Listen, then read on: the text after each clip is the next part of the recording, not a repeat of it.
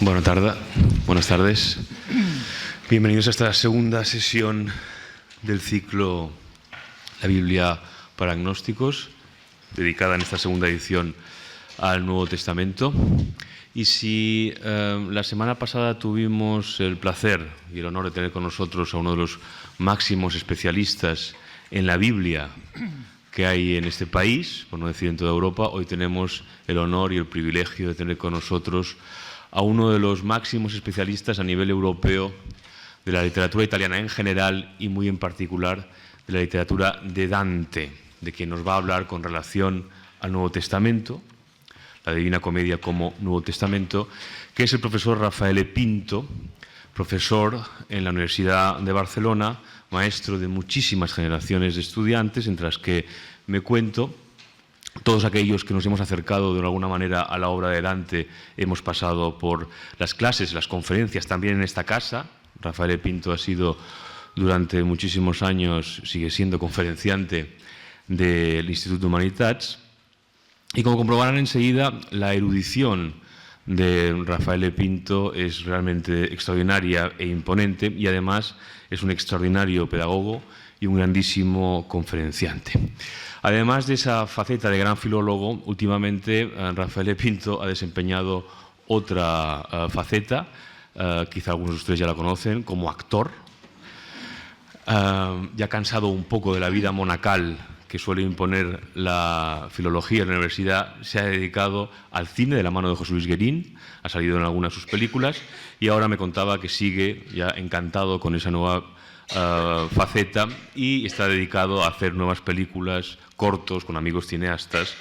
Y ahí lo tenemos, siempre con esa curiosidad insaciable que le caracteriza.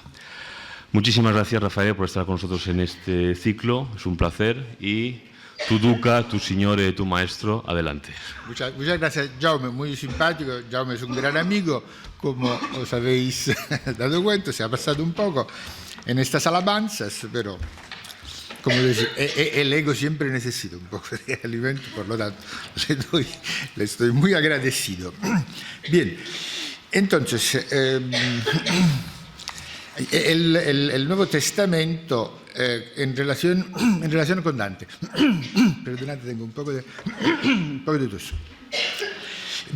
Quiero empezar leyendo unos versos para situar el problema, el terreno en el cual nos movemos, antes de enfrentarnos directamente al significado que tuvo el Nuevo Testamento para Dante. Y por esto os he puesto en vuestras fotocopias unos versos que son el primer cuarteto de un soneto de un poeta italiano, florentino, contemporáneo de Dante, amigo de Dante también, que si no fuera por Dante, Guido Cavalcanti se llamaba, Guido Cavalcanti, si no fuera por Dante sería el mayor poeta italiano del siglo XIII. En el siglo XIII, si no consideramos a Dante, Guido Cavalcanti es el mayor poeta italiano, es un extraordinario poeta.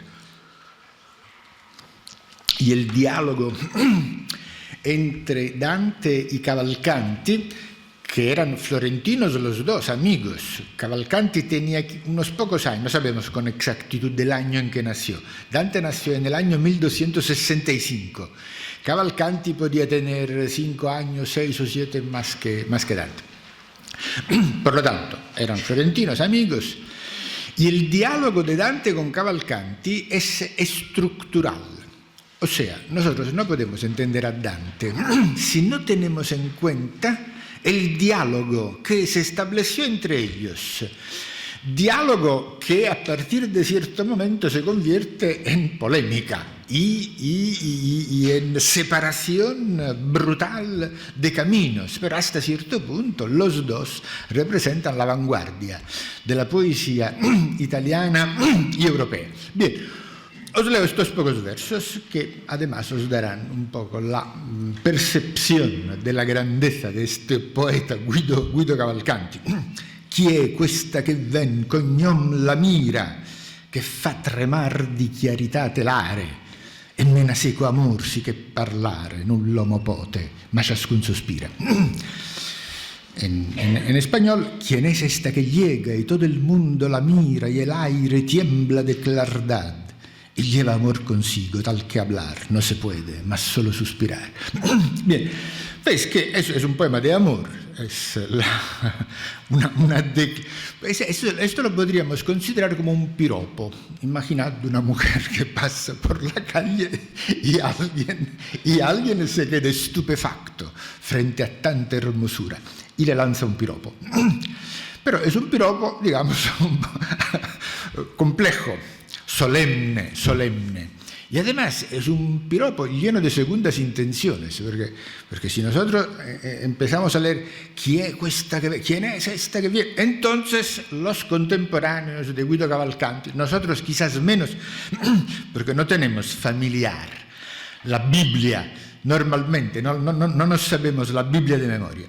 En cambio, un lector de esta época, la Biblia y sobre todo el Cantar de los Cantares, que era el libro más leído de la Biblia, seguramente, del Antiguo Testamento, enseguida reconocía que Cavalcanti estaba, si no parodiando, pero sí citando, aprovechando el texto del Cantar de los Cantares, que os lo he puesto aquí. Hay un momento en que el coro, sabéis el Cantar de los Cantares, el himno nupcial, la esposa, el esposo, el coro acoge a la esposa que llega diciendo: ¿quién es esta que llega desde el desierto? Este es un versículo del Cantar de los Cantares. Entonces, aquí, ¿qué hace Guido Cavalcanti? Traslada toda la carga religiosa, porque el Cantar de los Cantares es un texto religioso, aparte de ser un extraordinario poema de amor, en esta época es también un texto religioso, se leía, se interpretaba alegóricamente como la relación entre Cristo y la Iglesia. Por lo tanto, ya el Cantar de los Cantares ya tiene una pluridimensionalidad semántica, ya de por sí el texto está lleno de resonancias diferentes que van de lo erótico a lo religioso. Pues Guido Cavalcanti le añade a este texto otro sentido, otro significado, un significado que está todo dentro de la poesía, de la lógica del amor cortés. Porque esta es poesía de amor que viene de los trovadores.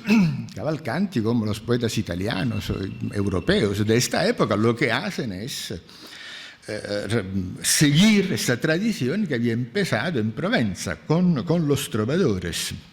Y entonces el uso, la cita bíblica, tiene una función precisa dentro de este código, que es el código del amor cortés, que es el de elevar y sublimar el objeto de deseo. No se trata simplemente de amar a una mujer, no se trata simplemente de quedarse pasmado frente a su belleza, no se trata solo de desearla, se trata ahora de venerarla. Lo que hace el poeta es elevar el objeto, esta mujer, no sabemos quién es, ni importa quién es.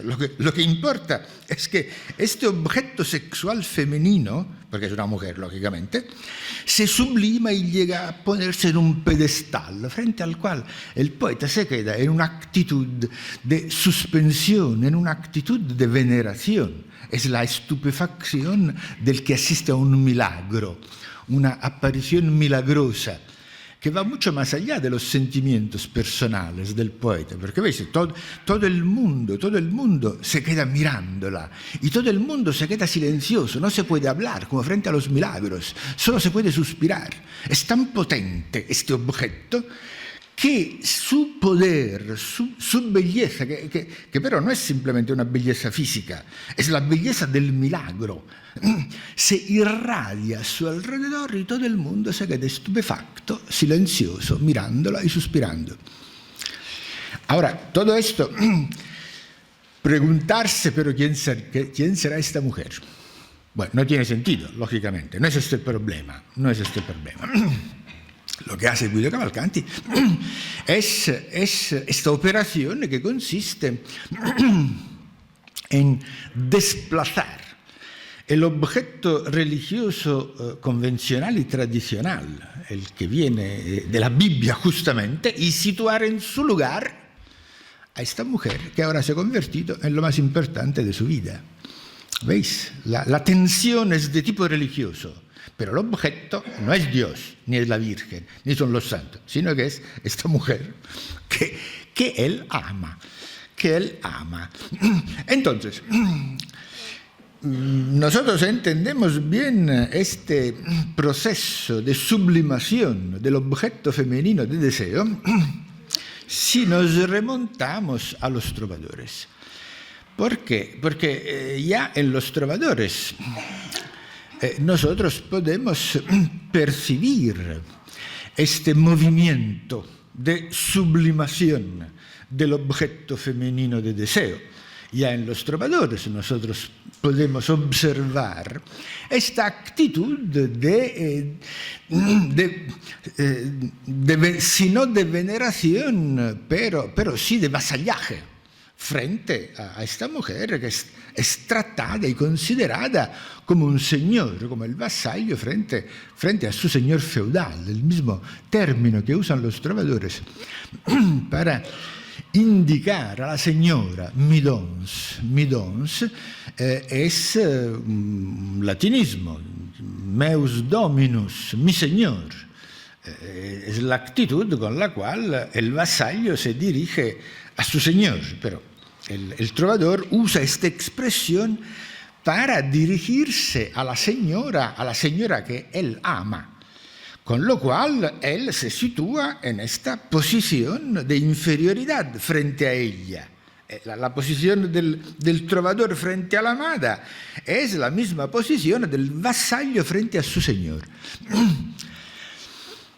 Bien, lo que hacen los trovadores es algo muy importante, digamos, es muy innovador. Esta idea de lo femenino que nos transmiten los trovadores y las trovairits, porque los trovadores no solo eran hombres, también había mujeres entre los trovadores, por lo tanto es una ideología compartida por poetas, más hombres y mujeres. Esta iniciativa de los trovadores, esta sublimación de la mujer, es un movimiento ideológico de una innovación radical. Nosotros lo entendemos plenamente lo que hacen los trovadores si consideramos todo lo que había antes. ¿Qué era la mujer antes de los trovadores? ¿Qué era la mujer antes de los trovadores? Por ejemplo, en la Biblia, ¿qué es la mujer en la Biblia? Por ejemplo, para San Pablo. San Pablo, ¿qué piensa de las mujeres? No sé si mi amigo Gregorio os ha citado estos pasajes de la epístola a los Corintios, en los cuales San Pablo es muy perentorio. La mujer que se calle, que está en casa y obedezca al marido. Esta es la posición de San Pablo frente a las mujeres. Si consideramos la otra tradición que ya forma nuestra civilización, que es la tradición clásica, ¿qué pensaban los griegos? ¿Qué pensaban los romanos de la mujer? Pues lo mismo. Sófocles, en el Ayante,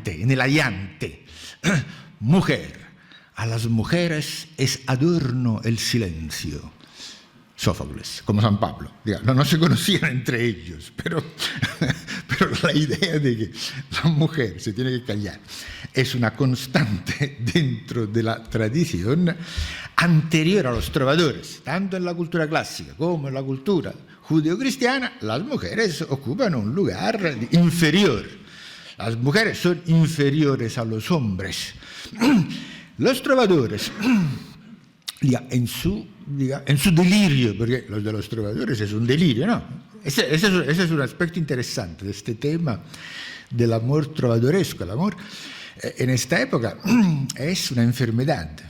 Los médicos hablan del amor como de una enfermedad de la mente, una alienatio mentis, dice Arnau de Vilanova. y escribe un tratado de amor heroico, Arnau de Vilanova, de amor heroico, en el cual explica qué es esta enfermedad, esta locura del amor. Entonces, cuando los trovadores hablan de amor, debemos saber que están hablando de un tipo de una enfermedad mental, de un tipo de locura que consiste en considerar de manera desproporcionada la importancia de un ser del otro sexo, tanto que sin él el sujeto enfermo se cree que podría morir. Es una enfermedad que consiste en exagerar la importancia que tiene una persona del otro, digo una persona del otro sexo porque son así se... El tema de la relación entre homosexualidad y heterosexualidad es muy importante, porque en la cultura antigua la homosexualidad es no solo es consentida, la homosexualidad, sino que para Platón, por ejemplo, que es la principal referencia, el banquete de Platón, ¿no? Quizá lo habéis leído, quizá, bueno, es muy importante aquel diálogo. Bueno, para Platón, como en general para la cultura antigua, no solo está consentida la homosexualidad, sino que es una relación normal en la enseñanza, en la educación, la paideia en la educación, que haya una relación sexual entre el maestro y el alumno se consideraba como algo normal. Sócrates y Alcibíades, en el diálogo ese de Platón, son justamente el maestro y el discípulo y son lógicamente amantes. Entonces, para la cultura antigua, la relación homosexual es consentida, es algo normal, no solo, sino que, perdonad, solo en el marco de una relación homosexual masculina se da la posibilidad de sublimar el eros, de convertir la energía sexual en motor de conocimiento, energía moral. Solo en el marco de una relación entre hombres. Una relación de tipo heterosexual, obviamente es natural, es necesaria, sirve para la procreación, pero no produce conocimiento, no produce estética, no produce belleza. ¿De acuerdo? Entonces, también en este sentido, la iniciativa de los trovadores es posiblemente en el plano de la cultura literaria la iniciativa más innovadora. Si hay un momento de ruptura entre la cultura antigua y la cultura moderna, la representan los trovadores, porque invierten la relación entre hombre y mujer. En los trovadores, por primera vez en la historia de la humanidad, la mujer, en la historia de la humanidad occidental, por lo menos, dentro de nuestra tradición, por primera vez la mujer es pensada, no digo es pensada como un objeto más digno que los hombres. Frente a este objeto, los hombres deben hacer lo que hemos visto ahora hacer a Guido Cavalcanti, quedarse en silencio y estupefactos frente a algo milagroso. Insisto, se trata de literatura, es el imaginario que cambia. No inmediatamente la realidad de las relaciones sociales, que lógicamente siguen siendo las de una condición de inferioridad de las mujeres en la sociedad y en la familia. Pero hay una dimensión, que es la literatura, que es la poesía, que es el canto, porque los trovadores no escriben poemas, los trovadores escriben canciones. La poesía de los trovadores se canta. Por lo tanto, está destinada ¿a qué? Está destinada a divertirse, está destinada a una actividad lúdica. No tiene un compromiso ideológico fuerte, importante. La canción de los trovadores. Las cosas cambian justamente cuando esta actividad lúdica, este pasatiempo, se convierte en una actividad en la cual hay un compromiso ideológico de pensamiento serio, fuerte, como por ejemplo en Cavalcanti. Este poema de Cavalcanti no se tiene que cantar. Lo que ocurre en Italia es que en el siglo XIII es que se recoge la tradición trovadoresca, pero eliminando la música. El texto, en lugar de destinarse al canto y a la escucha, se destina a la lectura y a la reflexión. Esto permite que en el texto, donde se habla de amor, el tema es el mismo, pero hay un compromiso intelectual mucho más potente, mucho más profundo, mucho más serio. El poeta italiano y luego el poeta europeo, porque todo esto en el Renacimiento se convertirá en cultura no solo italiana, sino europea. Al tema del amor y a la experiencia del amor hace de ello un vehículo de reflexión sobre el mundo, sobre la sociedad, sobre el universo. O sea que este uso que hace Guido Cavalcanti de la Biblia, aquí hemos visto el Cantar de los Cantares, ahora veremos en Dante, digamos, cómo este uso de la Biblia se vuelve mucho más complejo, articulado, potente. Pero todo esto lo tenemos que ver, entender, interpretar en el marco de este movimiento, filógino. Nosotros, bueno, todos sabemos qué es el feminismo. El feminismo todos sabemos lo que es. Y es un tema de actualidad, a veces dramática y dolorosa por lo que ocurre. Pero, digamos, es un tema que nos interesa a todos.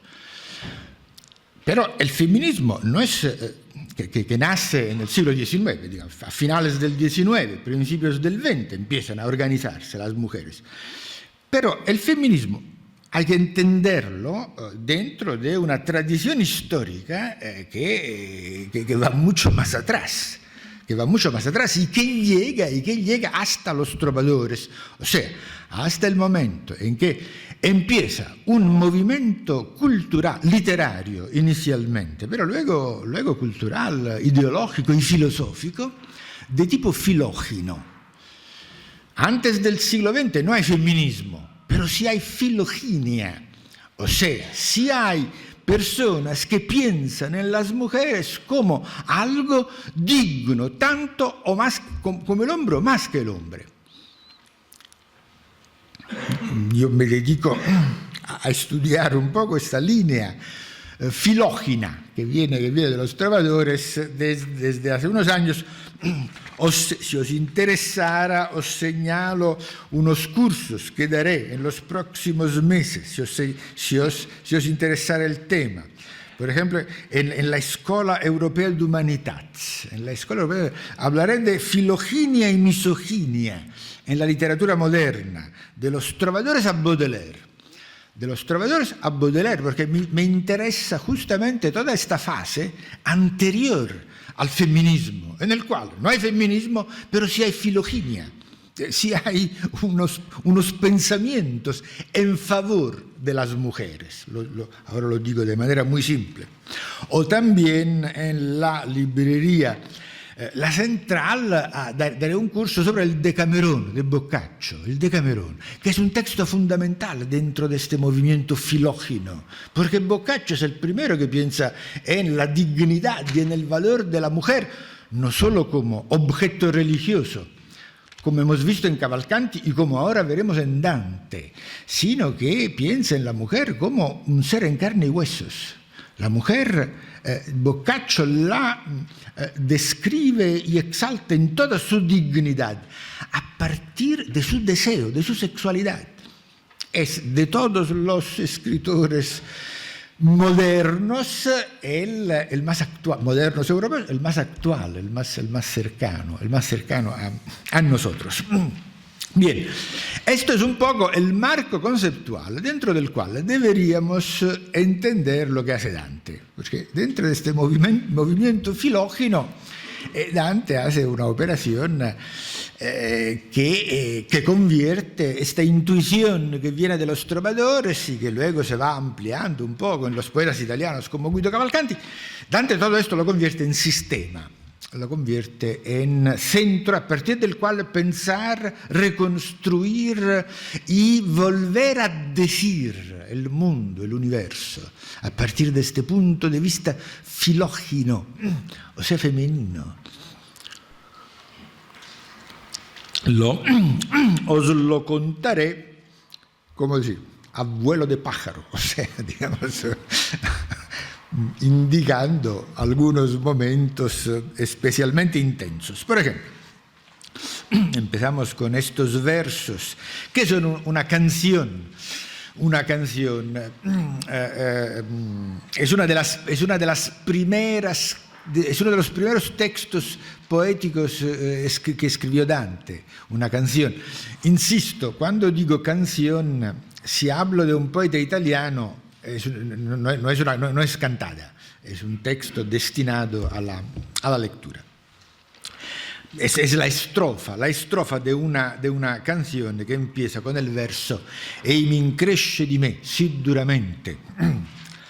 Os leo el texto en italiano, en español.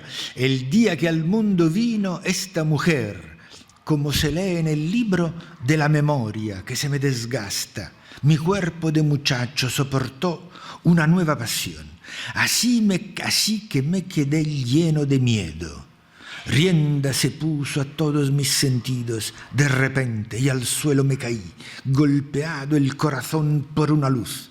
Y si el libro no hierra, mi espíritu vital tembló tan fuerte que pareció que muerte para él en este mundo había llegado, pero se compadece quien lo quiso».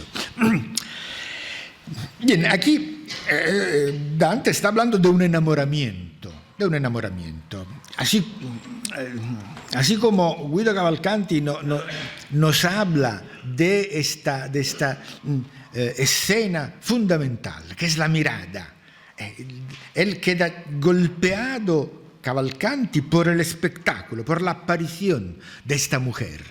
En cambio, Dante, ¿de qué está hablando? Dante está hablando de el día en che ella vino nel mondo, lo giorno che costei nel mondo venne, el día que ella nació, no cuando él la ve, el día que ella nació, él soportó un trauma tan extraordinario que se derrumbó, se cayó al suelo. Lo primero que hay que observar es el eco del Evangelio.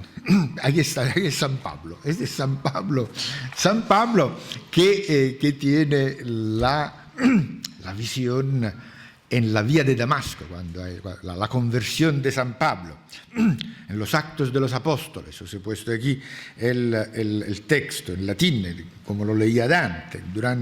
A lo largo del camino sucedió que estaba cerca de Damasco y entonces apareció una luz, una fulguración desde el cielo, y entonces se cayó en el suelo y oyó una voz que le decía: Pablo, Pablo, ¿por qué me persigues? San Pablo era un persecutor de los cristianos, pero le aparece Dios y él se convierte.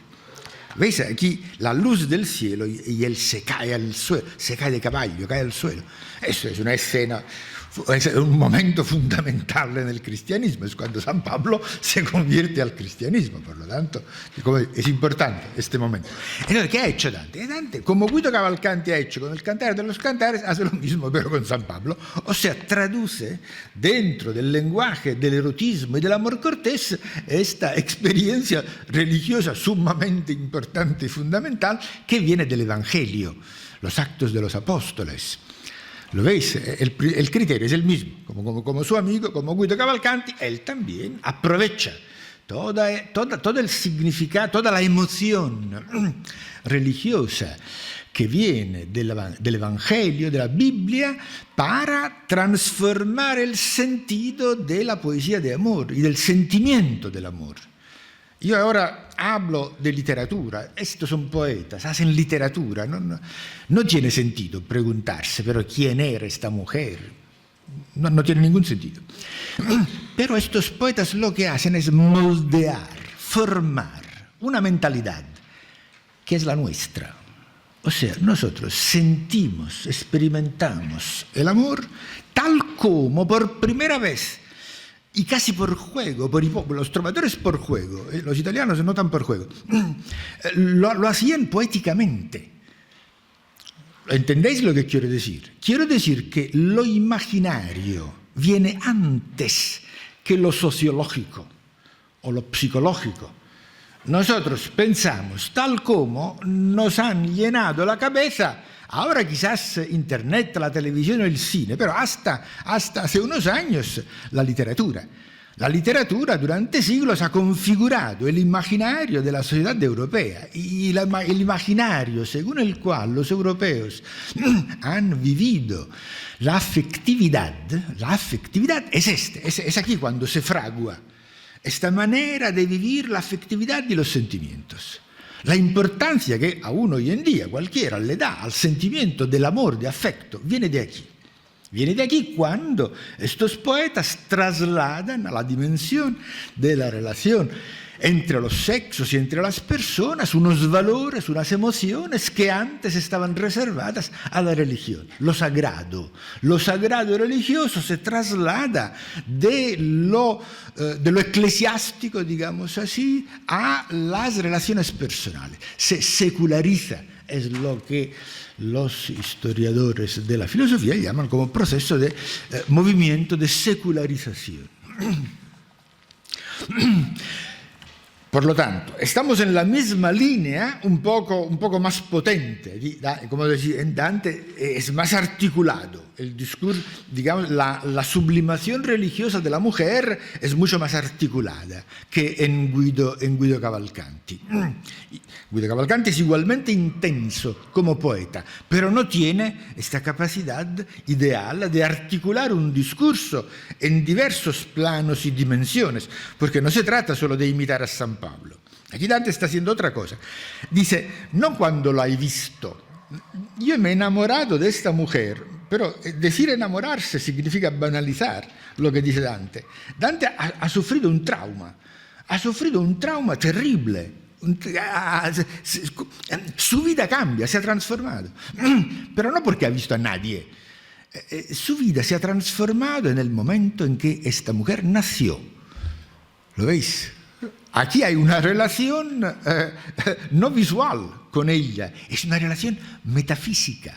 Ahora, es el destino, es una determinada configuración del universo, de los cielos, la que ha determinado este enamoramiento.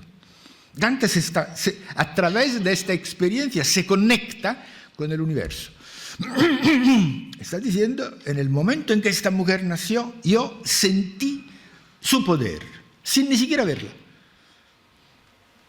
¿Lo veis? El poder que tiene esta mujer. O sea, el objeto femenino de deseo. Nosotros no sabemos qué mujer es esta. Algunos piensan que sea Beatriz. Yo creo que no. Esa es mi opinión. Cuando Dante escribe este poema, Beatriz aún no ha nacido. Quiero decir que Beatriz aún no ha sido inventada, porque Beatriz es una invención de Dante. Luego Boccaccio se inventa la historia de Beatrice Tortinari, esta mujer que estaba en Florencia, y construye una novela sobre la relación. Pero ¿cómo decir? Beatriz es una invención de Dante. No es una invención, es un mito. Es mucho más potente Beatriz que si fuera una persona de verdad. Es un mito, Beatriz. Un mito que se convierte en paradigma, modelo de todas las amadas literarias desde Dante hasta hoy en día. Porque siempre es Beatriz el punto de referencia. Por mucho que cambie la historia, por mucho que cambie la la localización, la sociología, los sentimientos. Siempre detrás de cualquier película, cualquier novela, lo que hay o lo que falta, porque a veces los amores que describen las películas y las novelas son amores trágicos, desesperados, viciosos y perversos. Pero Beatriz siempre está en el horizonte. Si no está presente, falta. ¿Entendéis, no? Lo que quiero decir es en relación con Beatriz, que cualquier hombre y en cierta medida también cualquier mujer se relaciona, se paragona, se compara. Bien, entonces, veis que aquí en Dante este movimiento de apropiación del sentimiento religioso, del Evangelio en Dante tiene una dimensión mucho más amplia y compleja que luego finalmente se cristaliza en este personaje, Beatriz, que aparece en algunos poemas, en una canción concretamente, el nombre de Beatriz. Pero sobre todo el texto que configura el mito de Beatriz es la Vida Nueva. La Vida Nueva Dante la escribió alrededor de 1293, por lo tanto es una obra juvenil. Dante no tenía ni 30 años cuando escribió La Vida Nueva. Es una biografía, una autobiografía. Aquí también es interesante tener en cuenta los trovadores, porque la fuente... La Vida Nueva es un texto muy complejo que tiene fuentes de cualquier lado. Pero una de las fuentes literarias de Dante son las vidas de los trovadores.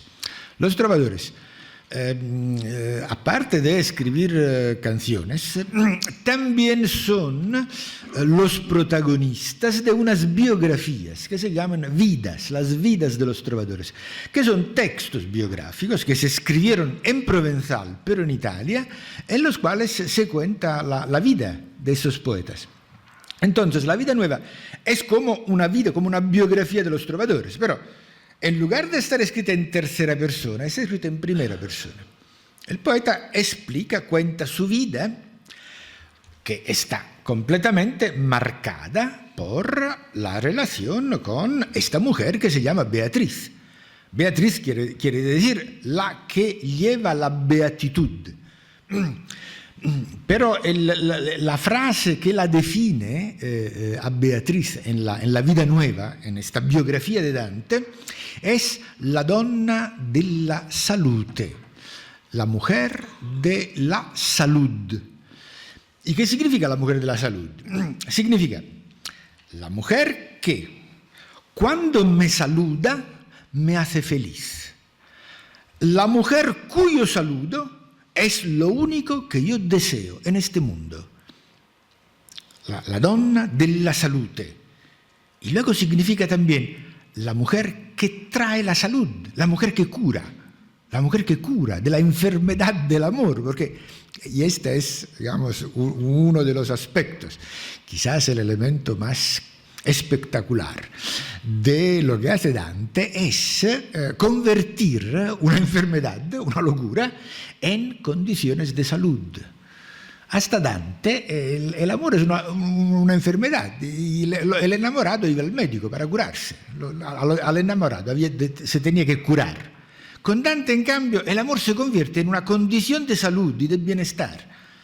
Y esto se debe al poder milagroso de Beatriz, al poder milagroso de esta mujer, la cual es capaz de curar a su amante y también de redimirle, de salvarle, de indicarle la vía de la salvación, del cielo, del paraíso.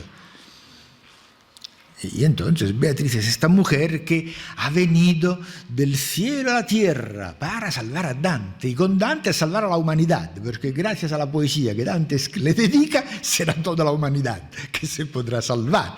Esta es la historia que cuenta la Vida Nueva.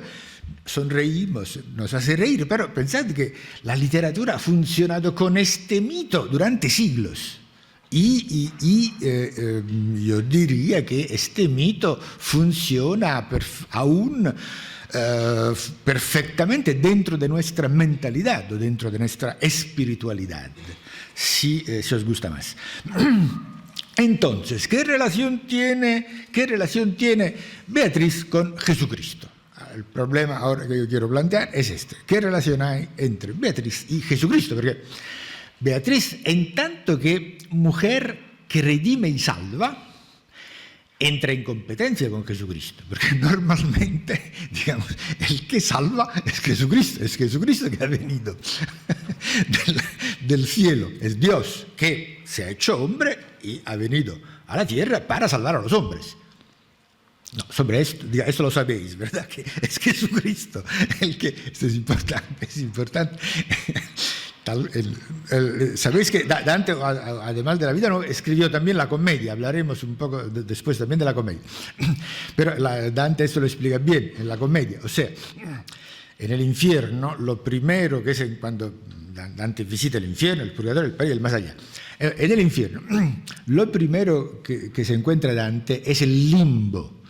El limbo.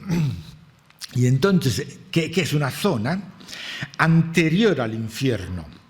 El limbo quiere decir margen, es el margen del infierno. El primer círculo del infierno es esto, es el limbo, donde hay muchos personajes que uno no se esperaría encontrar en el limbo, porque está lleno de paganos, el limbo de Dante, lleno de paganos. Niños pocos, sobre todo filósofos, poetas, militares, los que están siempre antiguos, pero en el limbo. Entonces, según lo que explica Dante, pero recoge, digamos, la tradición teológica, en el limbo iban a parar todos los que no iban al infierno. Antes de Jesucristo, uno que se moría tenía dos posibilidades: o iba al infierno o iba al limbo. Esos eran los dos caminos para el alma del que se moría antes de Jesucristo. Los que se habían portado bien iban al limbo y se quedaban allí. Cuando Jesucristo llega a la tierra, y entonces cuando se muere y resucita, antes de irse al cielo pasa por el limbo y se lleva consigo a todos los que están allí en el limbo y se los lleva al paraíso. O sea que el paraíso, las puertas del paraíso se abren gracias a Jesucristo. Es con Jesucristo que la humanidad se salva. Entonces, lo que hace Dante es crear a un personaje, un mito que le hace la competencia a Jesucristo. Él sin Beatriz estaría destinado al infierno, sin duda. Pero tiene la suerte de que milagrosamente esta mujer ha bajado del cielo y le salva. ¿Lo entendéis? Beatriz es traducción, o si queréis, es el doble, podríamos usar esta metáfora. Beatriz es el doble de Jesucristo. Es un Jesucristo traducido, pero en términos sentimentales, en términos de amor cortés. Y ahora os leeré un fragmento en el cual este discurso que ahora estoy haciendo un poco en abstracto y parece un poco estrafalario, pero veréis que no me lo estoy inventando. Entonces, Vida Nueva, capítulo 24.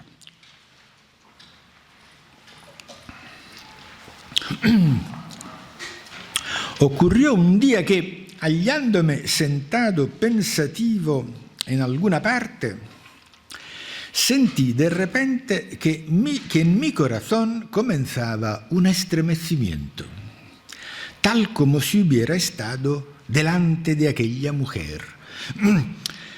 ¿Qué quiere decir aquí Dante? Es lo que ha explicado en los capítulos anteriores. Cada vez que él encuentra a Beatriz, cada vez que se ven, él sufre un trauma parecido al que hemos leído en esta primera canción.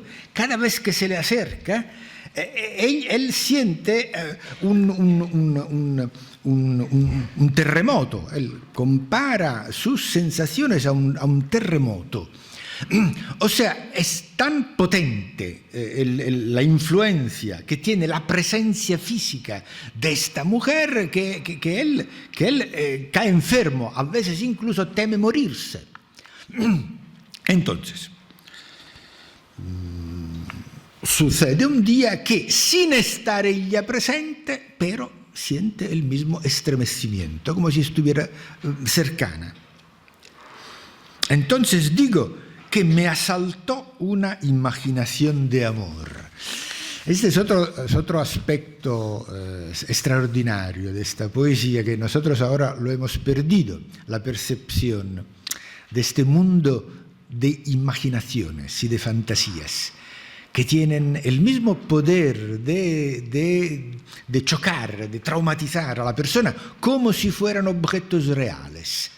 Nosotros distinguimos de manera mucho más, digamos, elemental, fácil, quizás brutal incluso, lo que es real de lo que es imaginario. En cambio, en esta época es como si los dos territorios, el real y el imaginario, no tuvieran límite, como si se mezclaran constantemente. Entonces Dante puede hablar de imaginaciones como de algo que le asalta, como algo que se introduce dentro de su persona. Un sonetto de Dante empieza así: un dì si venne a me malinconia, o sea, un día me vino a ver melancolía, como si la melancolía fuera algo que desde fuera asalta la mente, entra en la mente. Nosotros esta idea la hemos perdido. Nosotros no, es como si tuviéramos una barrera entre lo que nos ocurre aquí dentro y lo que está fuera. Él no, los poetas de esta época no. No hay barreras entre lo de dentro y lo de fuera. Entonces, me asaltó una imaginación de amor, un pensamiento de amor especialmente violento, que me pareció verlo venir, al amor personificado, aquí como la melancolía, el dolor, el amor, son cosas que vienen desde fuera, y por lo tanto el poeta, el escritor, lo que hace es personificarlos, estos sentimientos. Me pareció verlo venir de aquella parte en que mi señora se encontraba, y parecíame que alegremente me dijese en el corazón: el amor le habla, por lo tanto, es un sentimiento, ¿no?, que se verbaliza. Piensa en bendecir el día que me apoderé de ti, porque debes hacerlo. O sea, ha llegado la hora de bendecir el día en que te has enamorado. Hasta ahora Dante ha vivido el amor de manera traumática, dolorosa, y ahora en cambio dice: no, es algo bueno y positivo lo que me ha ocurrido. Y ciertamente me pareció tan alegre el corazón que no me parecía que fuese mi corazón a causa de su nuevo estado. Es una alegría nueva frente a la angustia con la cual ha vivido hasta ahora su relación con Beatriz. Ahora en cambio es un sentimiento positivo, está lleno de energía positiva el pensamiento de Beatriz. Y poco después de estas palabras que el corazón me dijo con la lengua de amor, vi venir hacia mí una noble mujer que era de celebrada belleza y había sido tiempo atrás muy dueña de aquel primer amigo mío. Este primer amigo mío es Guido Cavalcanti, al cual la vida nueva está dedicada. Por lo tanto, ¿qué es lo que él ve venir? Es una visión, ¿no? Aquí no hay nada real, documentable, son visiones, sueños. ¿Y qué es lo que le parece venir? A la mujer de la cual está enamorado su amigo. Me pareció ver a la mujer que Guido amaba, celebrada por su belleza. Y el nombre de esta mujer era Juana. ¿Cómo se llamaba esta mujer? Juana. Salvo que, a causa de su belleza, según algunos creen, le había sido impuesto el nombre de Primavera. O sea, es la mujer de Guido Cavalcanti.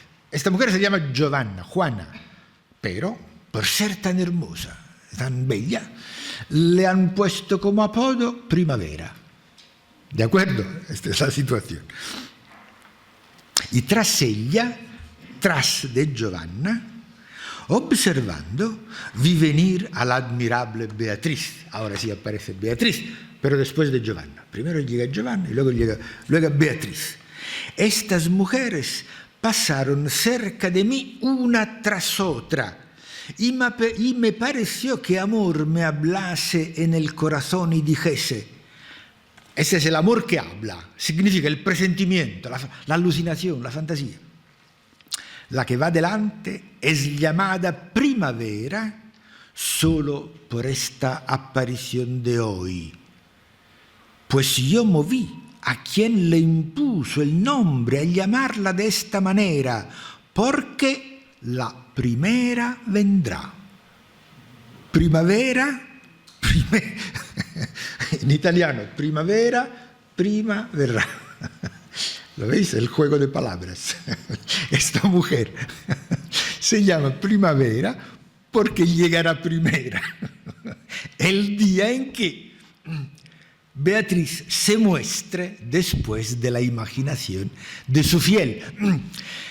Después de la imaginación que Dante ha contado en el capítulo anterior, que es un capítulo importante, porque es un capítulo en el cual Dante sueña que Beatriz se ha muerto. Sueña con la muerte de Beatriz. Y después de haber hecho este sueño de que Beatriz se ha muerto, ve venir a Giovanna, a la mujer de Guido Cavalcanti, y a Beatriz. Las dos desfilan delante de él. Y sigue hablando del amor, o sea, esta la alucinación suya. Y si quieres considerar también su primer nombre, es decir, igualmente primera vendrá. Su primer nombre es Giovanna, Juana, porque su nombre Juana viene de aquel Juan que precedió a la verdadera luz diciendo: yo soy la voz que grita en el desierto, abrid camino al Señor. ¿Habéis entendido? O sea, aquí tenemos a dos mujeres. Una se llama Giovanna y la otra se llama Beatriz. Pero Giovanna, ¿qué significa? Giovanna viene de San Juan el Bautista, el que preparó el camino de Jesucristo. Pero ¿qué camino prepara? Esta Giovanna, el camino de Beatriz. ¿Lo veis? Ha identificado a Beatriz con Jesucristo. ¿Y de qué manera lo ha hecho? Inventándose estos dos nombres, que son Juana, porque no existe ninguna Juana en la poesía de Guido Cavalcanti. Es toda una invención de Dante. Juana sería como el Bautista, que anticipa, que abre camino a la llegada de Jesucristo. Entonces Juana abre camino a la llegada de Beatriz. ¿Pero qué significa todo esto? Todas estas fantasías, ¿qué significa? Significa que Guido Cavalcanti abre camino a la poesía de Dante. Aquí tenemos el primer esbozo de historia literaria. Dante está diciendo, digamos, la literatura moderna empieza con los trovadores y tiene su punto de máximo esplendor en Guido Cavalcanti, que es el mejor poeta que existe. Pero después de Guido Cavalcanti vengo yo.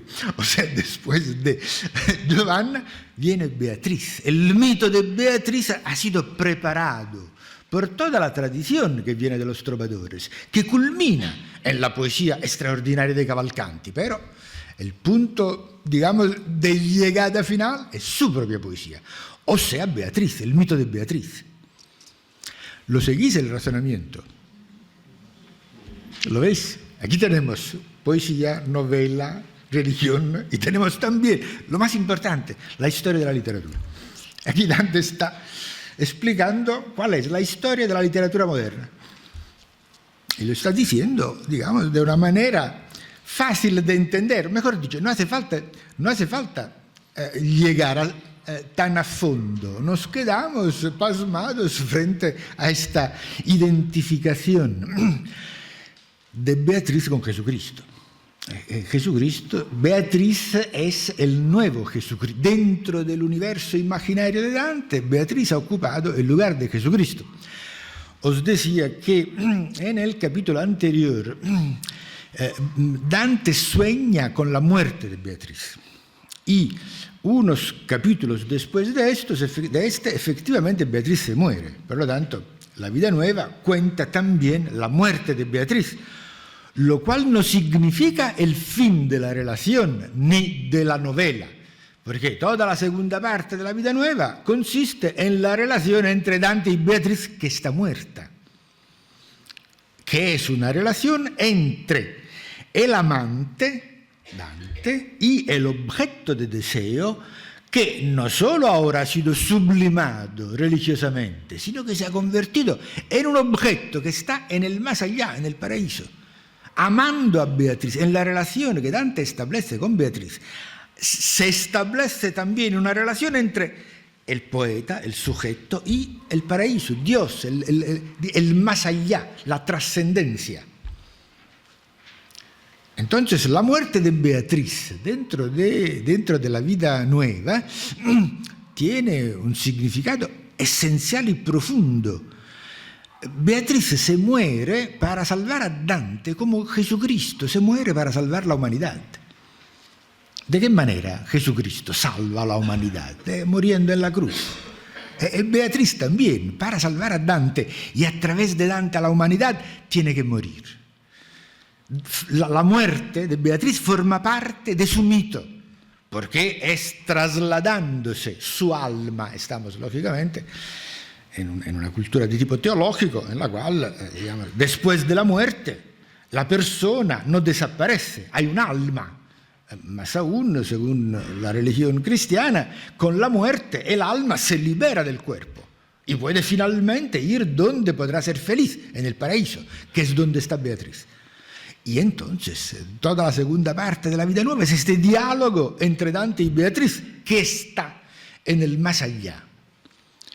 Todo esto que yo os estoy contando, de una manera muy así, digamos, de estar por casa, pero es un razonamiento complejo, problemático. Es extraordinaria la vida nueva, porque Dante controla perfectamente la complejidad ideológica de lo que está haciendo, sin dejar nunca el terreno novelesco. Entonces, en la segunda parte de la vida nueva, el tema fundamental es el conflicto que se crea entre Beatriz, que está muerta y en el paraíso, y otra mujer que está viva y de la cual Dante se enamora.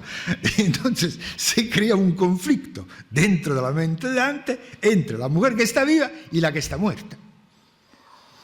Al final, y es un conflicto que se narra como conflicto entre dos pasiones, entre dos fantasmas, o sea, entre dos mitos. Pero no os creáis que sean fantasías, digamos, que han dejado de tener significado. Lo que Dante plantea es la necesidad, la plausibilidad de un deseo y de un amor que no cuente con la presencia física, con el objeto físico. ¿Hasta qué punto es necesario la presencia del objeto físico para que nosotros amemos a una persona? ¿Hasta qué punto es posible sublimar los sentimientos más allá del cuerpo, más allá de la sexualidad, de la sensualidad? Ese es el gran problema que plantea Dante, en la manera, lógicamente, con los instrumentos intelectuales y culturales de su tiempo, de su época, lógicamente, pero son nuestros problemas. Por lo tanto, nosotros leyendo a Dante entendemos mucho mejor cuál es nuestra cultura, nuestra mentalidad, entendemos mucho mejor nuestros sentimientos. Y la muerte de Beatriz es luego el elemento filosófico, por un lado, novelesco por el otro, que le permite a Dante, años después, escribir la Divina Comedia. Porque la Divina Comedia, ¿qué es? La Divina Comedia es la historia de un viaje al más allá. ¿Y quién es el que hace este viaje al más allá? El mismo Dante, el protagonista, el cual dice: un día me perdí, nel mezzo del cammino di nostra vita, no, en medio del camino de mi vida, o sea, a los 35 años, me perdí en una selva oscura, o sea, en un lugar, me perdí en medio del mal. ¿Qué es la selva oscura? La selva oscura es el mal absoluto, que no tiene redención posible. Es la tiniebla, la oscuridad, la depresión más absoluta. Es la condición de extrema miseria y desgracia de un ser humano. Y tenemos que pensar en el mal absoluto. Entonces, desde allí se trata de remontar hacia ¿qué? Hacia la vida, o sea, hacia una situación en la cual primero la vida de uno y luego el mundo puedan cobrar a tener un sentido. Lo que hace Dante con la Divina Commedia es darle sentido, un sentido nuevo a un mundo que había perdido su significado. Y por eso es tan importante. La Divina Commedia es fundamental para cualquier escritor. Para cualquier escritor moderno, la Divina Commedia es el punto de referencia necesario. La haya leído o no. Incluso si no la ha leído, un escritor tiene que digamos, confrontarse con Dante. Ahora hablábamos con Andreu de Eliot, uno de los grandes lectores de Dante, un poeta inglés extraordinario. Eliot, el cual es digamos, un gran, no solo admirador, sino que se nutre de la poesía de Dante. Eliot, como cualquier escritor moderno de cierto nivel.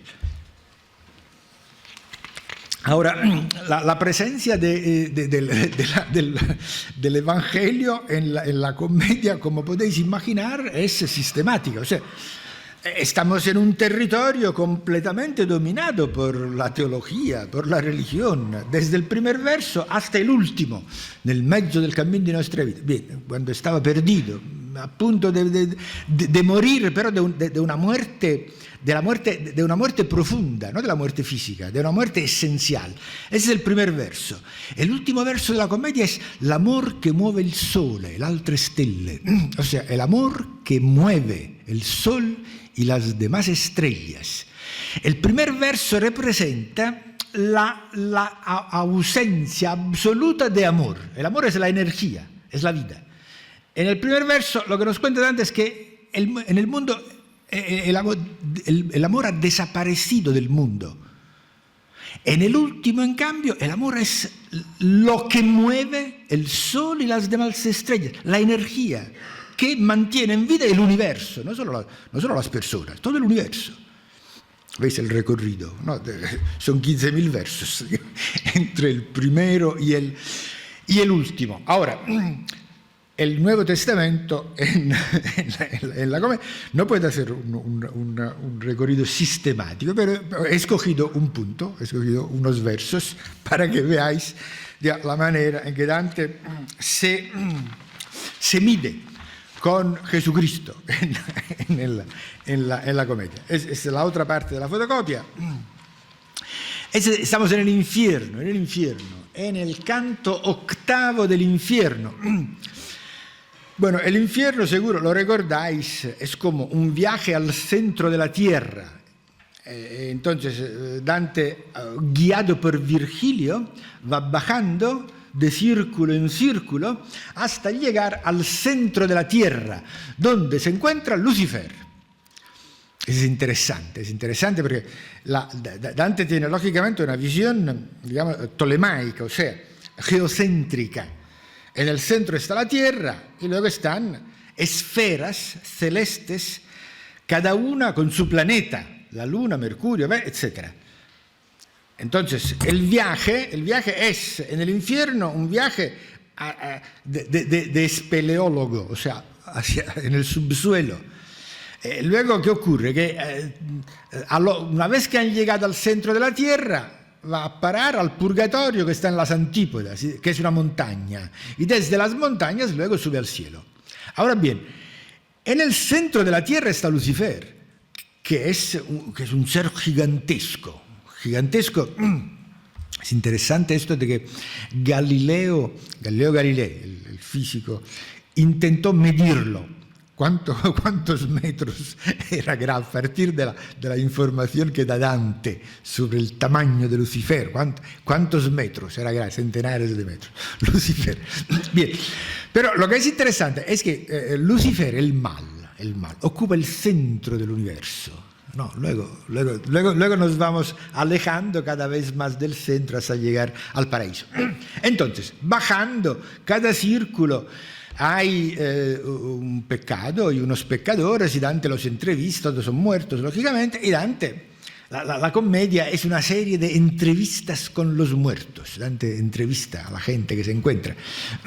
Y están localizados estas almas según el pecado que han hecho, porque cada círculo es un paisaje diferente. Y dentro de este paisaje diferente hay una tipología de pecadores. Aquí, por ejemplo, estamos en el círculo de los iracundos. Los iracundos que están dentro el paisaje de este círculo, es el quinto círculo, es el paisaje, es un estanque, un pantano. Dante y Virgilio lo deben cruzar con un barco. Hay un marino que se llama Flejas, que lleva el barco y los lleva de un lado a otro del pantano. Dentro del pantano están los pecadores, que son los iracundos.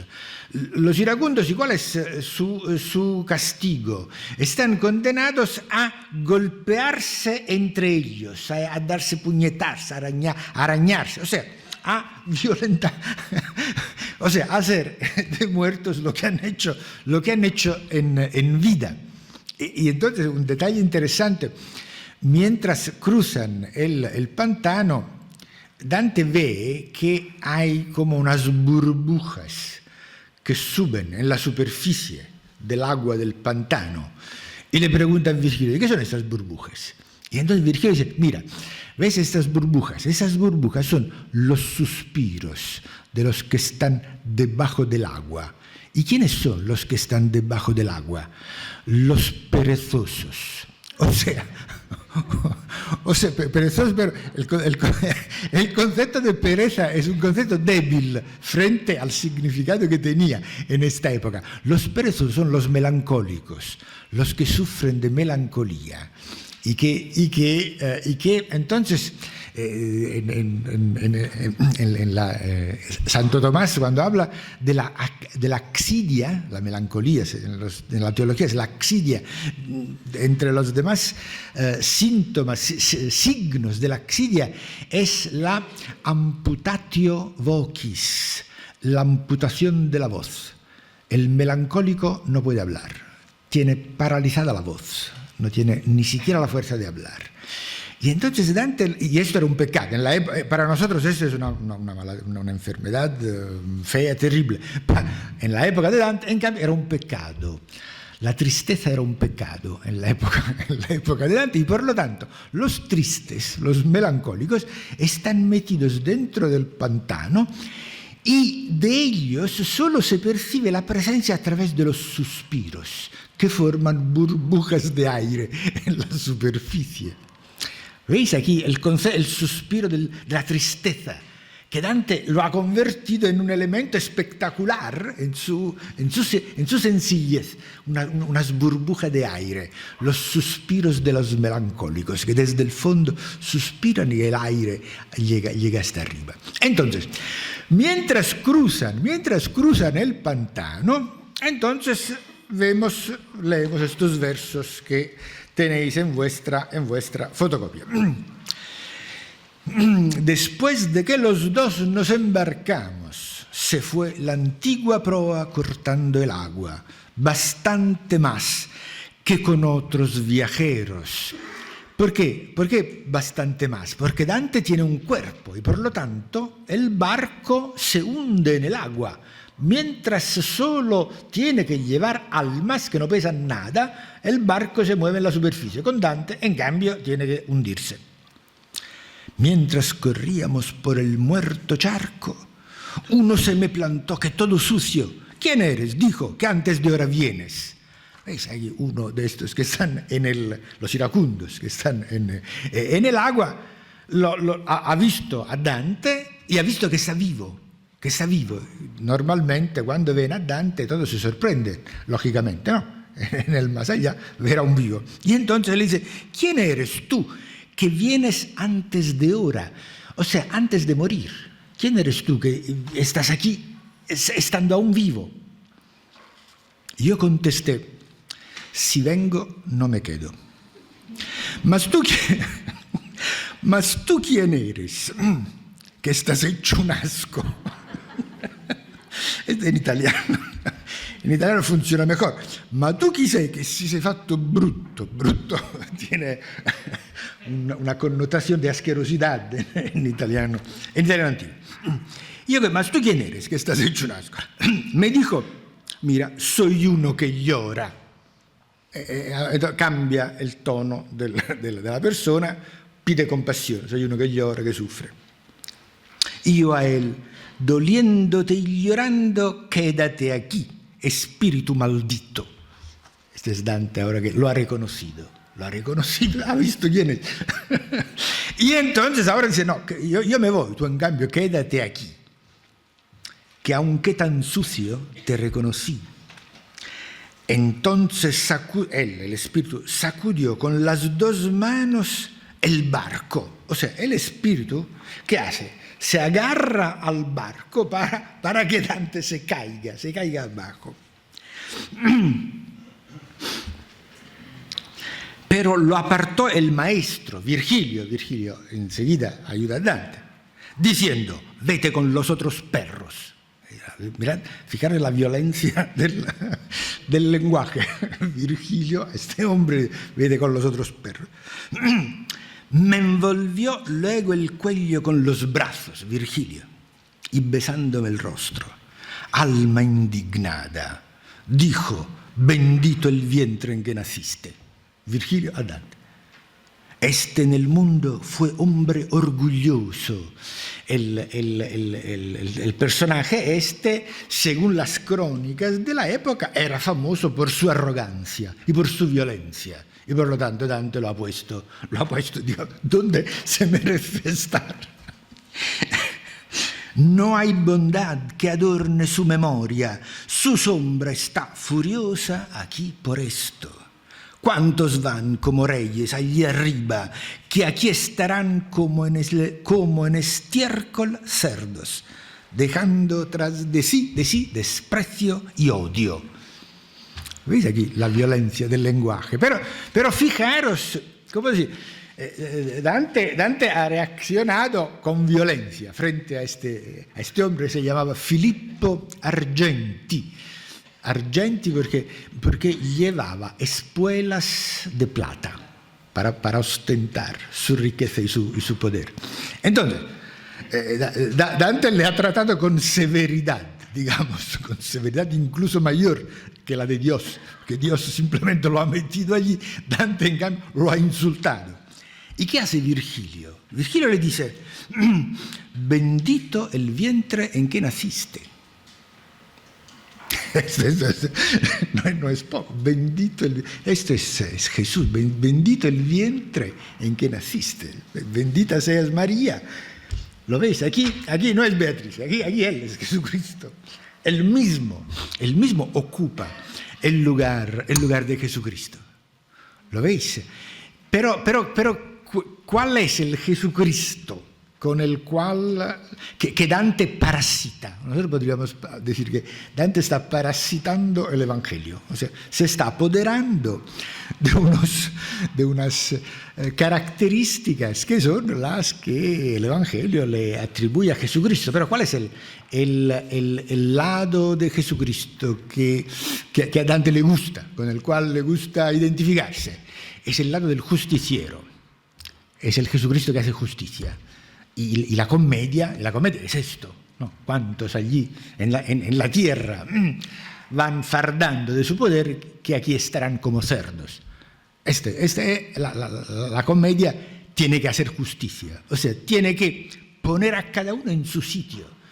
Y él, para hacerlo, Dante, como poeta, debe tener una autoridad comparable con la de Jesucristo. Y por lo tanto su voz es la voz del nuevo Cristo. el que pone otra vez la justicia en un mundo del cual la justicia ha desaparecido. Por lo tanto, la relación que tiene, aquí lo vemos de una manera especialmente espectacular, esta, digamos, apropiación que hace Dante de valores cristológicos. Pero claro, toda la comedia es esto. Muy bien, yo terminaría aquí, sí, a lo mejor hay alguna pregunta.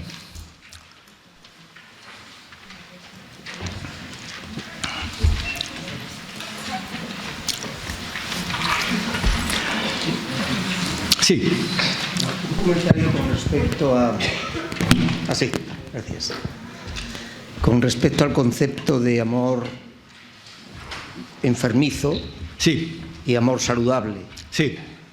Tengo un concepto que se repite en varios autores. La propia Santa Teresa de Jesús, en su éxtasis, está igual también, está enfermiza de amor, de un amor. Esto podría ser un parangón con lo que medicina se habla de trastorno bipolar. O sea, puede ser que muchos autores de este tipo, que presentan estas características de su personaje, o ellos lo viven, tengan esa enfermedad, esa bipolaridad, esa manía y esa depresión. Es un comentario que hago, que no sé si realmente usted lo ha estudiado o lo ha visto o lo ha podido apreciar. Bien, sí, no, es muy acertada la observación que hace el señor. Hay un momento de la Divina Comedia que son los cantos centrales del paraíso, en los cuales Dante se pregunta esto: ¿qué es el amor? Y Virgilio lo explica. Entonces, la respuesta de Virgilio es esta. Os la resumo. Del amor depende toda acción que sea moralmente significativa. Toda acción que tenga un contenido ético depende de nuestra manera de vivir la relación con el mundo, que es una relación que se basa en el placer, o sea, en el amor. Placer y amor, dentro de este contexto, vienen a ser lo mismo. Placer y amor es la relación que nos vincula con el mundo. Luego está la razón. La razón nos dice si esta atracción que nos viene de los demás o de las otras cosas es buena o mala, es positiva o no. Entonces, hay una polaridad. El amor nos lleva hacia la felicidad o hacia la infelicidad. Esto depende de la razón, no de otra cosa, de la inteligencia. Es la inteligencia que nos dice, si nos lo dice, digamos, que nos debería decir si lo que nos gusta, lo que nos atrae y lo que nos ama y lo que amamos nos hace felices o no. El problema es la felicidad, pero ¿qué ocurre? Que muchas veces nosotros pensamos que nos equivocamos y creemos que nos hacen felices cosas que en cambio nos producen enfermedades, tristeza, malestar. Pero esto es un defecto de la razón. No somos suficientemente agudos para entender qué nos hace feliz y qué nos hace infeliz. Por lo tanto, sí. El amor es bipolar, en este sentido es bipolar. ¿Puedo hacerle otra disquisición? Otra disquisición con respecto al concepto que dice cuando ve a Juana y a Beatriz. Juana, bueno, usted sabe que hay autores que defienden que Juan no era Juan. Que era una mujer. El propio Leonardo en su cena parece que está pintando una mujer. Allá, sí. Defienden los expertos en Leonardo, dicen que eso es una mujer. Bueno, no sé si en esta época de Dante esta teoría era conocida. Lo que sí puedo decir es que Guido Cavalcanti era, digamos, conocido como un homosexual. No sé si es... O sea, hay poemas de poetas de la época bueno, que hacen bromas sobre, digamos, sobre su inclinación sexual. No sé si esto tiene algo que ver con Juan y Juana. No, me parece que el compañero quería decir. Todo esto que nos has explicado con esta claridad tan grande, ¿no?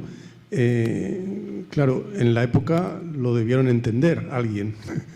A Dante. No, todo esto que has dicho de la equiparación Dante, Jesucristo, etcétera. Todas las consecuencias que tuvo esto, o sea, lo que Dante estuvo exiliado y tal, ¿tiene que ver con esto o no tiene nada que ver? ¿Qué repercusiones de entender esto que tú nos has planteado, esta relación, ¿no? He entendido perfectamente. Entonces, os señalo otra iniciativa interesante que va en esta dirección, que es un coloquio que haremos en la Universidad de Barcelona el 1 y 2 de abril sobre los tratados de amor del Renacimiento entre Marsilio Ficino y Giordano Bruno. ¿Qué son estos tratados de amor? Son la filosofía europea del Renacimiento. La filosofía europea del Renacimiento es esto: tratados sobre el amor. Empieza Marsilio Ficino, termina Giordano Bruno. Entonces, hay toda un hilo, una corriente de pensamiento que a partir de estos poetas y de Dante o de Cavalcanti, Marsilio Ficino escribe el comentario al banquete de Platón. Y dentro de este tratado sobre Platón hay un capítulo dedicado a Guido Cavalcanti. O sea que estos poetas se convierten en el punto de referencia más importante de la filosofía europea del Renacimiento. Por lo tanto, los entendían. No solo los entendían, sino que han desarrollado estos conceptos. Oposición, iglesia, etc. La oposición, bueno, hombre, ese es otro capítulo. Dante es un gran poeta. Yo creo con Shakespeare el mayor poeta europeo moderno. Pero aparte de ser un poeta, Dante es también un filósofo, un pensador de primer nivel. Hay por lo menos dos sectores en los cuales la filosofía de Dante es la más avanzada de su tiempo, que son la filosofía del lenguaje y la filosofía política. En la filosofía del lenguaje escribió un tratado que se llama De Vulgari Eloquentia, y en lo que concierne a la filosofía política un tratado que se llama Monarquía. Este tratado, Monarquía, en el cual él sostiene que el Papa no cuenta nada y no pinta nada en política, os lo resumo, que el Papa y la Iglesia no pintan nada en política. Entonces, es el punto de partida del laicismo, que es nuestra cultura política. Bien, este tratado fue puesto en el índice, quemado públicamente, tratado como hereje. Claro, sí, hubo mucha protesta, pero, ¿cómo decir? Europa, hasta el Concilio de Trento, me lanzo, hasta el Concilio de Trento era ideológicamente muy abierta. O sea que había espacio para pensadores como Erasmo, como Dante, como Maquiavelo. Sí. Ahí había otro, sí. Para usted, nos ha explicado a Cavalcanti, nos ha recitado La Vida Nueva en sus partes, pero no ha explicitado los fedeli d'amore. Los fedeli d'amore y la visión de Jesucristo entre ellos. ¿Cuál es este binomio que existe, por una parte? Y por otra,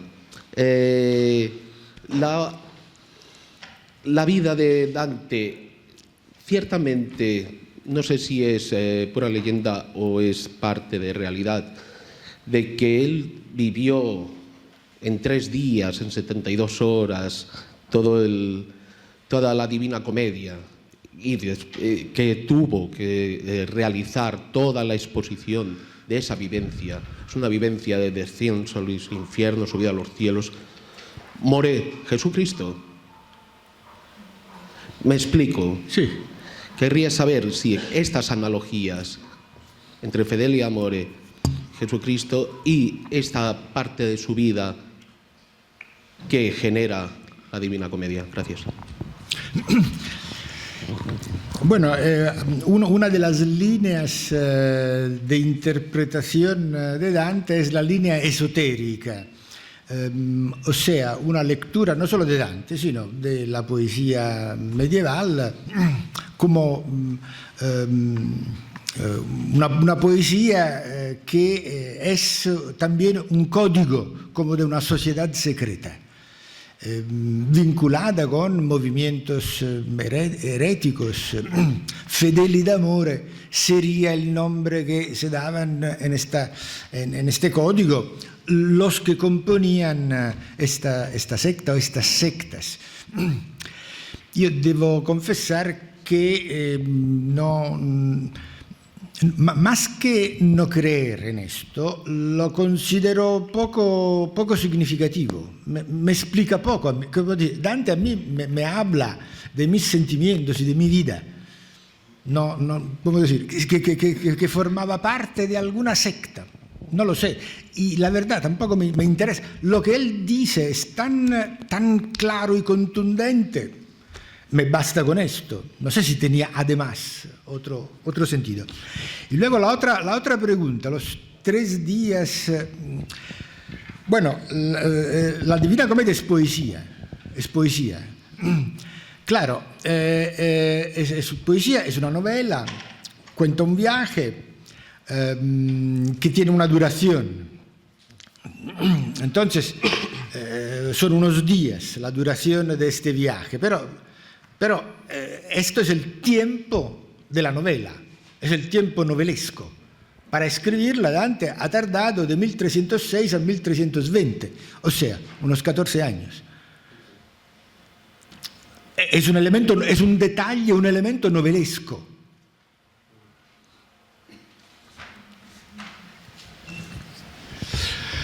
¿Alguna pregunta más? Aquí. Sí, buenas tardes. A ver, yo querría preguntarle sobre, por un lado,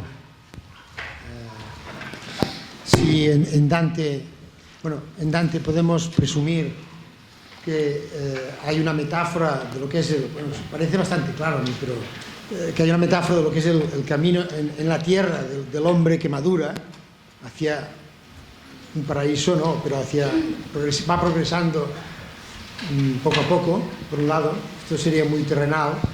Y por otro lado, una cosa más vinculada al Nuevo Testamento y a la predicción de una resurrección, de una rotura en el tiempo que significa un nuevo cielo y una nueva tierra, como se habla en el Apocalipsis, si esto está de alguna manera sugerido ya o recogido en la Divina Comedia. ¿Lo ha entendido? ¿Se entiende la pregunta o las preguntas se entienden? ¿O? Sí, lo he entendido perfectamente. Bueno, yo diría, ahora entramos en un terreno complejo, la dimensión apocalíptica de la comedia, es la pregunta que me hace el Señor. Sí, la comedia está llena de profecías, es un libro profético también, y por lo tanto remite a un tiempo, a una ruptura en la historia. Este tiempo nuevo que en la comedia se apunta es un tiempo normalmente vinculado al propio poeta. Si hay una ruptura en la historia de la humanidad, es Dante el que la produce. Esto se ve en el paraíso cuando se encuentra con su bisabuelo, y entonces el bisabuelo se llama Cacciaguida y le dice, le explica su futuro, obviamente. El viaje se finge realizado en el año 1300. Por lo tanto, lo que hace Dante es presentar como profecías cosas que han ocurrido después del año 1300, por lo tanto, cosas que ya han ocurrido cuando él escribe. Entonces, hay profecías de tipo político, por ejemplo. Esto es muy importante. Es un aspecto. Yo aquí os he presentado a un Dante justiciero, pero hay toda esta dimensión política de Dante, o sea, la fe de Dante en la posibilidad de un orden político que eche la loba en el infierno. Esta es la imagen. La loba es el dinero, la lógica es el capitalismo. La loba, yo lo simplifico un poco, pero la loba es el capitalismo, es la lógica del dinero. Y Dante dice, debe existir un orden político que eche la loba al infierno, o sea, impida que la lógica del dinero domine los estados, las personas. Por lo tanto, y todo esto queda muy claro, perfectamente claro, en este tratado que os decía, la monarquía. Pero en estos cantos del paraíso que os decía, cuando el bisabuelo le dice, bien, tú te ocurrirá esto, esto y lo otro, y luego entonces Dante le hace una pregunta, dice, muy bien, tú me has dicho todo, yo he visto a tanta gente, tengo miedo que si explico lo que yo he visto, me puedan hacer daño, me puedan perseguir. Y entonces le dice, no, tú este viaje lo haces para denunciar el mal del mundo. Y si tu palabra resultará áspera, hay un verso brutal, dice, si tu palabra resultará demasiado áspera, lascia pur grattar, dov'è la rogna. O sea, deja que se rasquen donde hay sarna. No sé si entendéis la metáfora. O sea, por muy fuerte que sea lo que tú tienes que denunciar, por esto haces este viaje. Si no, ¿para qué? ¿Para qué? Se ha movilizado el paraíso, el cielo, para que tú hicieras este viaje. Para denunciar el mal y los malos del mundo. Por lo tanto, yo diría que sí que hay un elemento apocalíptico, pero como digo, él es el que tiene que llevar la buena nueva, el mensaje de redención, él lo lleva. Él dice, leedme, y se dirige a la humanidad, y entenderéis cómo os podéis salvar. Una última pregunta ahí, y nos tenemos que ir ya. Una pregunta, un matiz. La Juana, precursora de primavera, que se equipara al Juan, precursor de Cristo, no es el mismo que el de la Última Cena. Yo no sé si el de la Última Cena podría ser una mujer o no, no estoy capacitada para eso, pero el Juan precursor de Cristo es Juan el Bautista y el Juan que aparece en la Última Cena es Juan el Evangelista. Tiene toda la razón, son dos Juanes distintos. ¿Dónde está el compañero? Son dos Juanes distintos, no es el mismo Juan. Muchas gracias. Bueno, pues muchísimas gracias a Rafael Pinto por esta magnífica conferencia. Muchas gracias, Rafael.